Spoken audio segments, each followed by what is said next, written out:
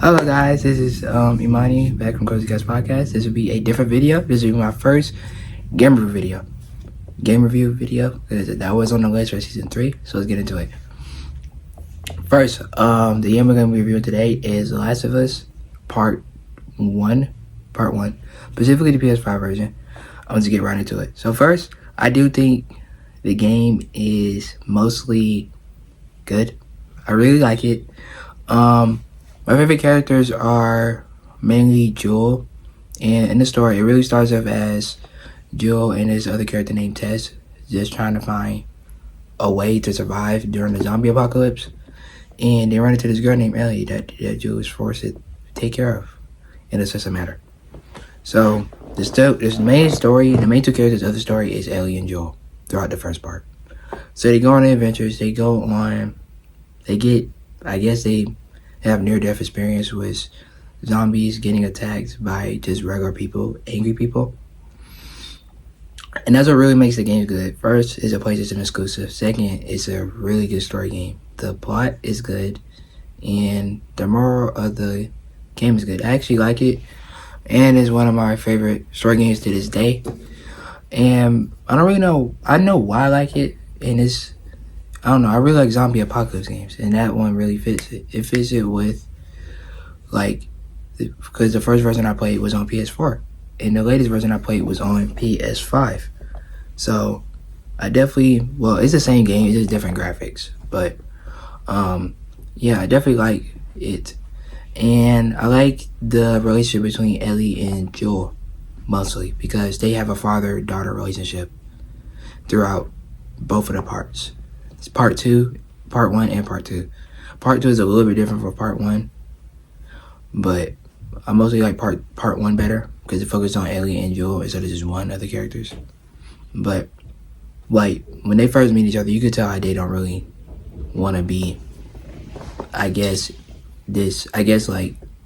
I word this, being around each other, but throughout the story they end up growing as characters together, and they end up having a tight relationship, which turns into a father and daughter relationship, which is something I really like because I like video games that have those type of relationships, and I just like zombie apocalypse games. Now if I was to rate the game 1 out of 10, it would definitely be a 10 out of 10 because I really cannot say anything bad about the game. It's genuinely that good.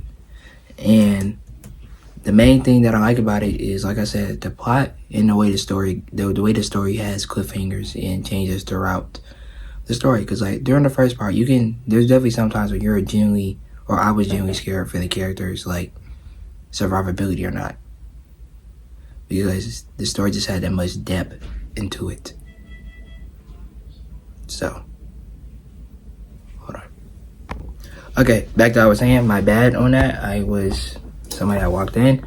But basically, back to what I was saying, if I had to rate the game, it would be a 10 out of 10 because the game, in my personal opinion, I really think the game has not really any bad aspects.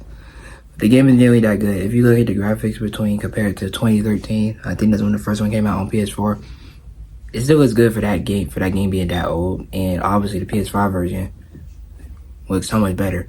Now, the only thing I don't like about Last of Us is how many versions it is of Last of Us that PlayStation releases. They glaze that game a lot. I get it's one of their best games, but eventually, y'all need to stop. It gets to a point. But do I think there was release a part 3? I wouldn't mind them giving us a part 3. I don't really know what it would be about specifically, if I'm being honest, because I think part 2 left it off at a good ending. So I don't really know where they would take things from there. But other than that, y'all, that's really it. Just wanted to come on here and do my first game review because I was just thinking about that, and it was kind of last minute that I wanted to shoot this. But I will be trying to be more consistent with the podcast. I have another video game that I want to do that I play.